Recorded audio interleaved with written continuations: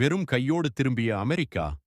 இஸ்லாமாபாத்தில் விடிய விடிய நடந்த பேச்சுவார்த்தையில் ட்ரம்பின் குழுவுக்கு ஈரான் காட்டிய எதிர்பாராத திருப்பம். ஒரே சந்திப்பில் எல்லாம் முடிந்து விடாது. அமெரிக்காவை அதிர வைத்த ஈரானின் உலகை உலுக்கும் அறிக்கை.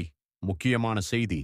உறவுகளே, இஸ்லாமாபாத்தில ஒரு நிரந்தரமான போர் நிறுத்தம் கைச்சாத்திடப்படும் என்று உலகமே எதிர்பார்த்து கொண்டிருந்த நேரத்துல இப்போ ஒரு பகீர் தகவல் வெளியில வந்திருக்கு.